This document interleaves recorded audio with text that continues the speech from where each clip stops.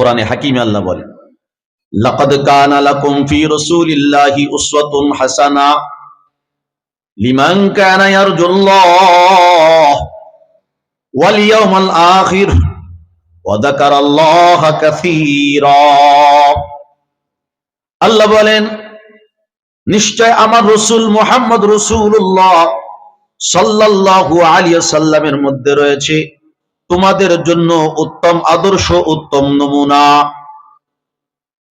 আমরা মুসলমানের সন্তান, আল্লাহ পাকের গোলাম, মুহাম্মদ রাসূলুল্লাহ সাল্লাল্লাহু আলাইহি ওয়াসাল্লামের উম্মত।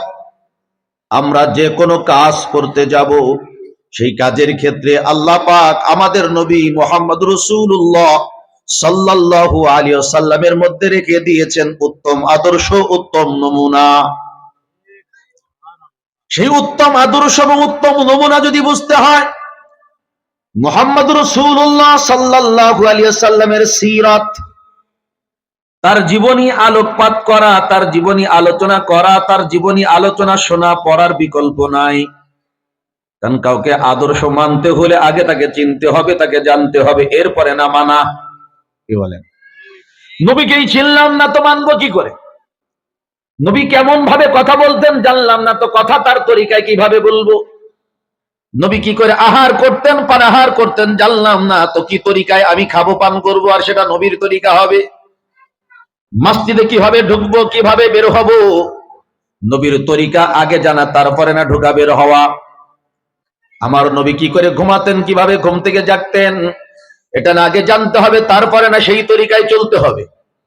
তাহলে বোঝা গেল নবীর তরিকায় চলার জন্য আগে শর্ত হলো তার তরিকা জানা, এরপরে বোঝা, এরপরে হলো মানা। আজকের উম্মতে মুহাম্মাদি নবী সাল্লাল্লাহু আলাইহি ওয়াসাল্লামের জীবনীটাও সুন্দর মতো জানে না। কথা বলেন? না জানার অনেকগুলো কারণ, তার মধ্যে একটা কারণ হলো রাসূল সাল্লাল্লাহু আলাইহি ওয়াসাল্লামের জীবনের আলোচনা আগের মতো সমাজে হয় না। আমরা যখন ছোট ছিলাম, ছাত্র জামানায় প্রত্যেকটা মাদ্রাসার মধ্যে বছরে 2টা মাহফিল হতো। একটাকে আমরা বলতাম সাধারণ মাহফিল, ওয়াজ মাহফিল, এখানে বক্তারা বিভিন্ন বিষয়ের পরে আলোচনা করতেন। আর একটা মাহফিল হতো, তাকে আমরা বলতাম সিরাত মাহফিল। ওই পুরা মাহফিলে নবীজির জীবনের শুরু থেকে শেষ পর্যন্ত আলোচনা হতো। মুসলমানের মধ্যে আগে খুব আগ্রহ ছিল।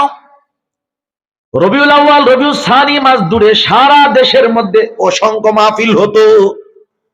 এখন এই মাহফিলগুলো কমে গেছে। কথা বলেন?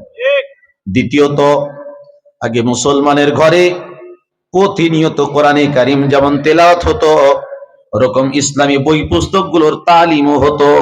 প্রতি ঘরের মধ্যে বুক সেলফ খুঁজলে একটা না একটা আমাদের নবীর জীবনী পাওয়া যেতই যেত। এখন যদি অনেক মুসলমানের ঘর তল্লাশি দেওয়া হয়, হয়তো তার ঘরের মধ্যে বিভিন্ন নাটক পাওয়া যাবে, বিভিন্ন রকম লেখকের উপন্যাস খুঁজে পাওয়া যাবে। মুহাম্মদ রাসূলুল্লাহ সাল্লাল্লাহু আলাইহি সাল্লামের জীবনী গ্রন্থ ঘরে খুঁজে পাওয়া যাবে না। এরকম অনেক ঘর আছে নাকি নাই? জোরে বলেন। আমরা যখন মাহফিলে যাই, যখন কারো বাড়িতে খাবারের ব্যবস্থা করা হয়, কখনো কখনো সেই বাড়ি ঘর সম্পর্কে জিজ্ঞাসা করি আপনার ঘরের মধ্যে কি কি বই আছে? হরেক রকম বইয়ের নাম বলে। যদি বলি কোরআন শরীফ আছে, কেউ কেউ বলে আছে, তো কেউ কেউ বলে নাই। যারা বলে নাই তাদের আবার যুক্তি আছে, বলে হুজুর আমাদের ঘরে কোরআন পড়ার যোগ্য লোক নাই, এই জন্য কোরআন শরীফটা ঘরের মধ্যে রাখি নাই, কারণ কোরআন বদদোয়া করবে। যুক্তি দেখছেন? কোরআন শরীফ ঘরে নাই, কেন নাই? বলে কোরআন শরীফ পড়তে পারে এমন যোগ্য মানুষ আমাদের বাড়িতে নাই। যেহেতু কোরআন শরীফ পড়ার মতো মানুষ নাই, এই জন্য কোরআন ঘরে রাখার কোনো দরকার নাই। জোরে বলে নাউযুবিল্লাহ। এরকম অধপতন অনেকের ঘরের মধ্যে আসছে না, আসে নাই? তাফসীর গ্রন্থ খুঁজে পাওয়া যাবে না, ইসলামী বই পুস্তক খুঁজে পাওয়া যাবে না, নবীর জীবনী গ্রন্থ তার বাড়িতে খুঁজে পাওয়া যাবে না। মুসলমান যার ঘরের মধ্যে কোরআন নাই, যার ঘরের মধ্যে কোরআনের তাফসীর নাই, যার ঘরের মধ্যে হাদিসের কিতাব নাই, যার ঘরের মধ্যে হাদিসের গ্রন্থ নাই, অনুবাদ গ্রন্থ নাই, নবীর জীবনী নাই, তার ঘরে আল্লাহর রহমত নাই। কথা বলেন? নবীর জীবনী গ্রন্থ খুব বেশি পাঠ করা দরকার। আলোচনার শুরুতে জন্য আপনাদের কাছে অনুরোধ করব, একদম ছোট্ট করে যদি হয়, সুসংক্ষিপ্ত একটা সিরাত গ্রন্থ, নবীর জীবনী আলোচনার গ্রন্থ ঘরের মধ্যে কিনে রাখবেন। মাঝে মাঝে নিজেও পড়বেন, বাচ্চাদেরকে দিয়ে পড়াবেন। প্রতিদিন পুরাটা পড়া লাগবে না, 2 পৃষ্ঠা 3 পৃষ্ঠা করে পড়বেন 5 থেকে 10 মিনিট। ওই ওসিলায় আল্লাহর রহমত যেমন নাজিল হবে, আপনার আমার মধ্যে নবীর আদর্শ আপসে আপ চলে আইবি। চেষ্টা করবো তো ইনশাআল্লাহ। নবীর জীবনী আলোচনার বিভিন্ন দিক আছে, আমি এক তারতিবে কিছু আলোচনা করব। কারণ নবীজির জীবনী আলোচনা করা আমার মতো মানুষের দ্বারা সারা জীবনও যদি আল্লাহ আমাকে হায়াত দিয়ে দেয়, তাও শেষ করা সম্ভব নয়। এত বড় লম্বা জীবনী আমাদের নবীজির, কথা বলেন। আম্মাজান আয়েশা সিদ্দিকা রাদিয়াল্লাহু তাআলা আনহাকে একজন জিজ্ঞাসা করেছেন, হে আম্মাজান, মা খুলুকুর রাসূলি সাল্লাল্লাহু আলাইহি ওয়াসাল্লাম, আমার নবীজির চরিত্র কেমন ছিল? নবীজির চরিত্র কেমন ছিল? তো আম্মাজান বলে, আমি নবীজির চরিত্র এক কথাই বলবো এমন তো কোনো শব্দ নেই, আর লম্বা করে বললে আমার নবীজির চরিত্র বর্ণনা করে শেষ করা যাবে না। তো শুনে রাখো, কানা খুলুকুহু আল কুরআন, নবীর চরিত্র হলো গোটা কোরআন। তাহলে গোটা কোরআনে আল্লাহ পাক একজন মুমিনের যত গুণাবলীর কথা বলেছেন, শতভাগ নবীজির মধ্যে বিদ্যমান ছিল। জোরে বলেন সুবহানাল্লাহ। নবীজির জীবনের থেকে চৌম্বকীয় কিছু আদর্শ এবং জীবনীর আলোচনা আমি আপনাদের মধ্যে করি। যেমন নবীজির জীবনী আলোচনা হবে, সাথে সাথে আমাদের জন্য কি করণীয় বর্জনীয় সেটা হয়ে যাবে। নবী সাল্লাল্লাহু আলাইহি সাল্লাম পৃথিবীতে যখন এসেছেন, নবীজির পিতা জনাব আব্দুল্লাহ, হযরত আব্দুল্লাহ, তিনি দুনিয়াতে নাই, সবাই তো জানি। তাহলে আমাদের নবী দুনিয়াতে এসেছেন কি অবস্থায়? ইয়তীম। বলেন কি অবস্থায়? ইয়তীম অবস্থা। এখান থেকে আমরা একটা আলোচনা নিই। নবীজি যখন ইয়তীম অবস্থায় দুনিয়াতে আসলেন, নবীজির সবকিছুর দায়িত্ব কারা নিয়েছিলেন? নবীজির প্রথমত আপন দাদা আব্দুল মুত্তালিব, তিনি নিয়েছিলেন। আব্দুল মুত্তালিবের ইন্তেকালের পরে নবীজির দায়িত্ব নিয়েছিলেন আপন চাচা আবু তালেব। কথা বুঝতে পেরেছি? এবার আসেন, আমাদের সমাজের মধ্যে যদি কোনো মানুষের বাবা মারা যায়, আব্বা যদি মারা যায়, অধিকাংশের ওই ছেলে মেয়েগুলো নষ্ট হয়ে যায়, পড়ালেখা বন্ধ হয়ে যায়, জীবিকা নির্বাহ করা কঠিন হয়ে যায়, অল্প বয়সের মধ্যে সংসারের হাল তাকে ধরতে হয়। এই জন্য দেখবেন শিক্ষা দীক্ষায় সে আলোকিত মানুষ হতে পারে না। কথা বলেন ঠিক না? এখন আমরা যদি একটু নবীর জীবনী থেকে আদর্শ গ্রহণ করতাম, বাপ মারা গেলেও আমাদের সমাজের ছেলেমেয়েরা অনেক বড় বড় শিক্ষিত হতে পারত। যদি দায়িত্বগুলো কাঁধে নিতাম। আমাদের সমাজের মানুষ মনে করে এতিমের বোঝা কাঁধে নেওয়ার মানে হলো একটা ঝামেলা, অর্থ ব্যয় হবে, সময় নষ্ট হবে, জায়গা জমিন দিতে হবে, বাড়ি ঘর দিয়ে দিতে হবে। এ তো আমার নষ্ট মিয়ার নষ্টা, কম আর কম, কমে যাওয়া আর কমে যাওয়া, আমার তো কোনো লাভ নাই, এরকম কিছু মানুষের ধ্যান ধারণা হয়ে গেছে। এই জন্য এতিমের প্রতি তার লক্ষ্য নাই, আর্থিক সাহায্য তাকে করে না, খাদ্য খোরাক তাকে দেয় না, মহব্বতের সাথে তার মাথায় হাত বোলায় না, সুবিধা অসুবিধা জিজ্ঞাসা করে না, সাধ্য মতো তার পাশে থাকে না। এরকম অসংখ্য মানুষ সমাজের মধ্যে আছে না নাই? তাহলে একটু আলোচনায় আসুন। আমাদের নবী সাল্লাল্লাহু আলাইহি সাল্লাম দুনিয়ার মধ্যে যখন এসেছেন, প্রথম কয়েকদিন তার মা হযরতে আমেনা তার দুগ্ধ পান করেছেন, দুধ পান করেছেন। এরপরে আরো কয়েকদিন আবু লাহাবের আজাদকৃত বাদী সুহাইবার দুধ পান করেছেন। এরপরে তার আম্মা চাইলেন, আমার মুহাম্মদকে মক্কায় রাখবো না, আমার মুহাম্মদকে একটু তায়েফে পাঠিয়ে দেব। কোথায়? তায়েফ। তায়েফের থেকে কিছু মহিলা স্বামী পরিবার সহ এসেছে মক্কার মধ্যে ভাগ্য পরিবর্তনের আশায়। আমাদের দেশের থেকে যেমন বিদেশে অনেকে যায় ভাগ্য পরিবর্তনের জন্য। কথা বলেন, আপনাদের এলাকাতে প্রচুর প্রবাসী আছে না নাই? মাদারীপুর শরীয়তপুর প্রবাসী বাদ দিলে তো মানুষই নেই। কথা ঠিক? প্রবাসে মানুষ কেন যায়? একটু বেশি টাকা কামানোর জন্য, যার মাধ্যমে পরিবার সংসারকে তার একটু উন্নত করবে, দাঁড় করবে। তায়েফের থেকে মহিলারা মক্কার মধ্যে এসেছে, মক্কার মানুষের অভ্যাস ছিল তাদের ছেলে মেয়েদেরকে তারা অন্য মহিলার দুধ পান করাতো। আর তায়েফ হলো পৃথিবীর মধ্যে সবচেয়ে স্বাস্থ্যকর এলাকা। আল্লাহ পাক রব্বুল আলামিন সবুজে শ্যামলে আবহাওয়া সর্বাধিক সুন্দর যে এলাকাগুলো পৃথিবীর মধ্যে দিয়েছেন তার মধ্যে শ্রেষ্ঠ হলো তায়েফ। এখানে যদি বাচ্চা দিয়ে দেওয়া হয় স্বাস্থ্য ভালো হবে। এক। দুই নাম্বার, ওই এলাকার ভাষা ছিল উন্নত। আর মক্কার মধ্যে মানুষের ভাষা ছিল জগা খিচুড়ি। আমাদের কিছু এলাকার ভাষা সুন্দর না, কথা বলে, আর কিছু এলাকা আছে তাদের ভাষা বড় সুন্দর। একটু চলে যান কুষ্টিয়াতে, ভাষা উন্নত। বাদাম যে বেচে ফেরি করে করে, তার ভাষা শুনলে মনে হবে উনি কমাস কম এমএ পাস। আর আমাদের এমএ পাসও কথা বলে মনে হয় যে আন্ডার ম্যাট্রিক পাস, কথা কম না। তাহলে এলাকার একটা পরিবেশ, প্রত্যেক এলাকার একটা বৈশিষ্ট্য আছে, আছে না নেই? এটাকে ছোট করে দেখি না, দেখা উচিত না, কিন্তু নিজের এলাকার বাহিরে গেলে তখন তো অন্তত শুদ্ধ ভাষায় শিক্ষিত মানুষের কথা বলা উচিত, কথা বলে, যেটাকে আমরা বলি বইয়ের ভাষা। সেই ভাষায় কথা বলার দরকার আছে না নাই? আছে। কারণ কথার কারণে মানুষের মান সম্মান বাড়ে এবং কমে। মক্কার মানুষেরা দেখলো তায়েফের মধ্যে যদি বাচ্চাদেরকে পাঠায় দেওয়া হয়, বাচ্চারা শুদ্ধ প্রাঞ্জল আরবিতে কথা বলা শিখবে, শুদ্ধ ভাষার অধিকারী হবে। তিন নাম্বার, এই এলাকার মধ্যে যখন বাচ্চারা থাকবে তাদের মধ্যে একঘুমি চলে আসবে। আর গ্রামের মানুষের মধ্যে বড় একটা গুণ আছে, তৎকালীন সময়, এখন নাই, এখন কমে গেছে। গ্রামের মানুষের মধ্যে ভালো একটা গুণ ছিল, তারা পরস্পরে মিলেমিশে থাকা পছন্দ করত। এক সময় ছিল না, ধনী গরিব কোনো বিভেদ ছিল না। ধনীরা গরিবকে কাছে টানতেন, আর গরিবেরাও ধনীকে আপন ভাবতেন, একসাথে বসে থাকতেন। আর এখন মানুষ যখন নাকি পাইসেরি মানে ওয়াল বাউন্ডারি দেওয়া শিখছে, তখন মানুষের মধ্যে একটা ডিভাইডেড রুল চালু হয়ে গেছে।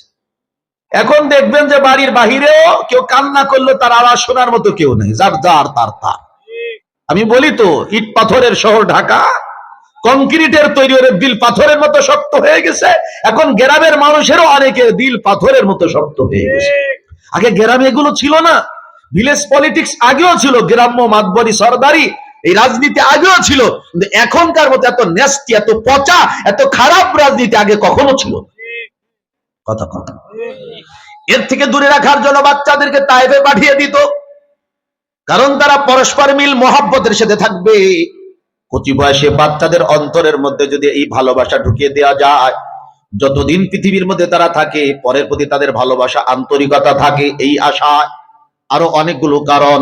এবার খেয়াল করেন, হযরতে আব্দুল্লাহর ছেলে আমাদের পেয়ারা নবী মুহাম্মদ রাসূলুল্লাহ সাল্লাল্লাহু আলাইহি সাল্লাম, যেহেতু তার আব্বা নাই, আছেন মা, আছেন দাদা আব্দুল মুত্তালিব, আছেন চাচা আবু তালিব, এদের আর্থিক অবস্থা তখন তেমন উন্নত না।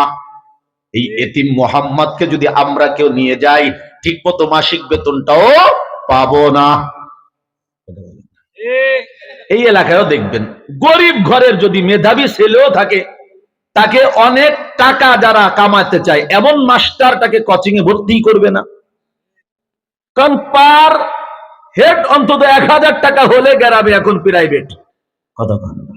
আমার বাসায় বাচ্চাদেরকে পড়ায় যায় ম্যাডাম এস কোন রকম, তাও 1000 টাকা, তাও তো গরিবানা মতোই হয়, আরো বেশি দেওয়া উচিত। যদি শোনে যে এই হুজুর 1000 না 200 টাকাও দিতে পারবে না, তো বলবে হুজুর আপনার ওই বাচ্চারে মক্তবে দেন, ওইখানে যা শেখে শুকুর আলহামদুলিল্লাহ, ওর প্রাইভেটের দরকার নেই, কথা কম। এখনো আছে না? নবীজিকে দিয়ে দেখ, সবার কিন্তু মায়া লাগে, কিন্তু যখন চিন্তা করে তিনি ইয়াতীম, তখন মাথার মধ্যে যোগ বিয়োগ শুরু হয়ে যায়, দিলের মধ্যে হিসাব নিকাশ শুরু হয়ে যায়। একে নিলে যদিও আমরা সব পাবো, একে নিলে যদিও ভালো কিছু পাবো, কিন্তু নগদ টাকা তো পাবো না। থাক, দোয়া করে দিব আল্লাহ এজন্য কারোর হয়ে যায়। দুয়ার লোক আছে কিন্তু টাকা দিয়ার লোক নেই, কথা ঠিক না? চলে গেছে সবাই। আবার ওদিকে হযরতে হালিমা সাদিয়া রাদিয়াল্লাহু তাআলা আনহা, তায়েফ থেকে তিনি এসেছেন, তখন তায়েফের মধ্যে দুর্ভিক্ষ চলছিল। যেই উটের পিঠে সওয়ার হয়ে তিনি মক্কায় এসেছিলেন, সেই উটটা ছিল একটু রুগ্ন দুর্বল, কৃষ্ণকায়, হেলে ঢুলে চলতেছিল। একসাথে চলার সময় অন্যান্য সফর সঙ্গীরা বলল, হালিমা তোমার উট সোলো, আমাদের হলো ফাস্ট, আমাদেরটার গতি বেশি, তোমারটা আস্তে ধীরে চলে। একসাথে যদি গতি এক না হয় তাহলে হুন্ডাওয়ালা রেখে রাখে না, হয়তো আস্তে ধীরে হয়, আমরা শিরখারা বাজারে যে চা খাই। কথা কন না, হুন্ডার সাথে হুন্ডা মিলে চলতে হবে। যদি একটা গতি যদি হয় সর্বোচ্চ 40, যারা যে হুমহাম করে বর্তমান চলে 80 নিচে যারা চালায় না, এরা কয় ওর সাথে চইলা কোনো মজা নাই, গতির সাথে গতি মিলে না। কথা ঠিক? হালিমা তুমি পরে পরে আসো, আমরা আগে আগে যাই। হালিমা সাদিয়া রাদিয়াল্লাহু তাআলা আনহার উটনি দুর্বল, এজন্য চলতে পারে না। আবার নিজের একটা দুধের বাচ্চা আছে, তার নাম হযরত আব্দুল্লাহ রাদিয়াল্লাহু তাআলা আনহু, পরবর্তীতে হয়েছেন তিনি সাহাবী, আমার নবীজির আপন দুধ ভাই। সেও বুকের দুধ ঠিক মতো পাচ্ছে না। তাহলে পুরা পরিবারের মধ্যে একটা অন্যরকম অবস্থা চলতেছে। এরা যখন মক্কার মধ্যে এসে গেছে, ধনীর বাড়িতে যখন যে বলে তোমার বাচ্চাটা আমাকে দিয়ে দাও, তোমার বাচ্চাকে আমি সুন্দর মতো লালন পালন করে দেব। আবার যখন তারা দেখে তার কোলের মধ্যে আর একটা বাচ্চা, আবার শুনতে পেল তায়েফের মধ্যে চলছে দুর্ভিক্ষ, তার বাচ্চায় ঠিক মতো দুধ পায় না, কান্নাকাটি করে না বাচ্চারা দুধ না পাইলে, এ কান্দে কেন? তো আলোচনা করলেই বুঝে যে বাচ্চা দুধ পায় না, নিজের বাচ্চাই পায় না দুধ, আর আমারটারে তুমি খাইবা দুধ, তোমারে দেওয়া যাবে না, দিলে আমার বাচ্চা মারা যাবে। কথা কন? এবার মিলান। হালিমা সাদিয়া গরিব, এজন্য মক্কার কেউ তাকে বাচ্চা দিতে চায় না। আমার নবী সাল্লাল্লাহু আলাইহি সাল্লাম এতিম, এজন্য কেউ আমার নবীকে নিতে চায় না। বোঝা গেল এতিম আর গরিবের দুঃখ অধিকাংশ মানুষ বুঝতে চায় না। হালিমা সাদিয়া আমার নবী সাল্লাল্লাহু আলাইহি সাল্লামকে যখন দেখেছেন, তার দুই চোখ দিয়ে জোহরি, সকলে কিন্তু সবকিছু আবিষ্কার করতে পারে না, সবার দিলে সবার জন্য মায়া মহব্বত লাগে না। হালিমা সাদিয়া আমার নবীকে যখন দেখেছেন, স্বামীকে গোপনে গোপনে বলতেছে, স্বামী খালি হাতে ফেরত যাওয়ার চেয়ে এই এতিম মুহাম্মদকে নিয়ে যাওয়া অনেক ভালো হবে। হতেও পারে এতিমের পাশে আমরা দাঁড়ানোর কারণে আল্লাহ আমাদের পরে কুদরতি রহমত নাজিলের ব্যবস্থা করে দিবি। স্বামীও যেমন স্ত্রীও তেমন, দুইজনের মন যদি এক হয় সংসার এগিয়ে যায়। আমাদের সংসারে দুই রকম আছে, স্বামী দাতা মহিলা কিপটা, মহিলা দাতা স্বামী কিপটা, এদের মধ্যে কিলাকিলি ঘুষাঘুষি হয়। আর দুজনের মন যদি এক হয় আল্লাহর রহমতে তাদের বরকত হয়। কথা কন ঠিক না? ঠিক না? হালিমা সাদিয়া যখন স্বামীকে প্রস্তাব দিল, স্বামী একই কথা বলে, হালিমা এ কথা আমারও দিলের মধ্যে এসেছিল, তোমাকে বলবো, তুমি আগে বলে ফেলেছ, ঠিক আছে আমারও সিদ্ধান্ত তাই, তুমি যা বলো, এই মুহাম্মদ ইবনে আব্দুল্লাহকে আমরা তায়েফে নিয়ে যাব। সুবহানাল্লাহ, সিদ্ধান্ত হয়ে গেছে। হালিমা সাদিয়া বলেন, মুহাম্মদ রাসূলুল্লাহ সাল্লাল্লাহু আলাইহি সাল্লামকে নিয়ে যাব। এই সিদ্ধান্ত যখন হয়ে গেল, হযরত আমেনার থেকে যখন তার সন্তান মুহাম্মদ রাসূলুল্লাহ সাল্লাল্লাহু আলাইহি সাল্লামকে আমার কোলের মধ্যে নিয়ে নিলাম, সাথে সাথে আল্লাহ পাক আমার স্তনে পরিপূর্ণ দুধের ব্যবস্থা করে দিল। বরকতের মালিক কে? আরো জোরে বলেন কে? আল্লাহু আকবার কবীরা। বলে সেও উত্তম রূপে দুধ পান করলো, আমার আব্দুল্লাহ সেও উত্তম তরিকায় দুধ পান করলো, দুজন পরিতৃপ্তির সাথে ঘুমিয়ে পড়লো। এখন আমাদের তায়েফে ছোটার পালা। যেই না আমরা দুর্বল উটের পিঠে উঠলাম, কি যে হলো বুঝতে পারি না। এই যে দৌড়টা শুরু করে দিল, অন্যরা আমাদের আগে রওনা দিলেও, আমরা পরে রওনা দিলেও, ওদের আগে আগে আমরা তায়েফের মধ্যে পৌঁছে গেলাম। সবাই জিজ্ঞাসা করে, কি রে হালিমা, তুমি কি মক্কায় গিয়ে উট পাল্টিয়েছ? বলে না, আমরা তো তাই ভাবি, উটের কালার তো সেইটাই, সেই শিখনা। গতি আসলো কোত্থেকে? এত দ্রুত ছুটে কি করে? আল্লাহু আকবার। হালিমা সাদিয়া আমার নবীজি দিকে ইশারা করে বলেন, বরকত এমনি এমনি আসে না, উটের মধ্যে কিছু নাই, বরকতের মালিক হলো আল্লাহ। এই মুহাম্মদ ইবনে আব্দুল্লাহর কারণে আল্লাহ আমার উটের মধ্যে বরকত আর গতি দান করে দিয়েছেন। সুবহানাল্লাহ। আল্লাহ পারে না? হালিমা সাদিয়া বলেন, শুধু তাই না, আমার যে বকরিগুলো, আমার যে ছাগলগুলো কৃষ্ণকায় হয়ে গিয়েছিল, দুর্বল হয়ে গিয়েছিল, যার স্তনে কোনো দুধ ছিল না, ওলানে কোনো দুধ ছিল না, ছিল তো দুর্ভিক্ষ, তায়েফের কোথাও সবুজ ঘাস পালা ছিল না, কিন্তু আমার রাখালেরা যেখানে নিয়ে যেত আল্লাহ রাব্বুল আলামিন সেখানে কুদরতি কুদরতি সবুজ ঘাসের ব্যবস্থা করে দিতেন। সুবহানাল্লাহ। সন্ধ্যার সময় যখন রাখালেরা ওই উট আর বকরিগুলোকে আমার বাড়িতে নিয়ে আসতো, ছাগলগুলোকে যখন নিয়ে আসতো, হৃষ্টপুষ্ট হয়ে যেত, পেট ভরে যেত, বকরি ছাগলের স্তনের মধ্যে দুধ জমা হয়ে যেত, ওয়ালারের মধ্যে দুধ জমা হয়ে যেত। অন্যান্য রাখালদেরকে তার মালিকরা বলে, ব্যাপার কি? হালিমা সাদিয়ার রাখাল ও রাখাল, তোমরাও তো রাখাল, একই রাখালের রাখাল, ও বেতন দেয় আমরাও দেই, বরং আমরা একটু বেশি দেই। ওরা যখন সন্ধ্যাবেলা বকরি বাড়ি আনে, হৃষ্টপুষ্ট পেট ভরা থাকে, ওয়ালানের মধ্যে দুধ বোঝা যায়, তোমরা তো জ্বালিয়ে যাও তাই, পেটের মধ্যে খাবারও নাই, ওয়ালানের মধ্যে দুধও নাই, বলে কোথা থেকে পাবো? দুর্ভিক্ষ চলতেছে, নিশ্চয় তাইপের কোথাও না কোথায় ঘাস আছে, যেখানে এই হালিমার রাখালেরা যায় চুপি চুপি গোপনে সেই জায়গায় দেখে আসবা, পরের দিন ওর আগে গিয়া তোমরা বকরি ছাগল বাঁধবা। ওরা মনে করছে গোপন মাঠ। হালিমা সাদিয়ার রাখালদের কথা অন্য রাখালেরা বলে, আরে রে, এটা কোনো জায়গার কথা না, এটা কোনো ঘাসের বরকত না, এটা হলো মুহাম্মদ রাসূলুল্লাহ সাল্লাল্লাহু আলাইহি সাল্লামের বরকত। সুবহানাল্লাহ। বলে এমনকি একসাথে বকরি চড়িয়ে দেখেছি, হালিমা সাদিয়ার রাখালেরা যদি পাথরের উপরেও যদি বকরি চড়ায়, আল্লাহ পাক রব্বুল আলামিন এই মুহাম্মদ রাসূলুল্লাহ সাল্লাল্লাহু আলাইহি সাল্লামের ওসিলায় তাদের পেটগুলোরে ভরায় দেয়। বরকতের মালিক কে?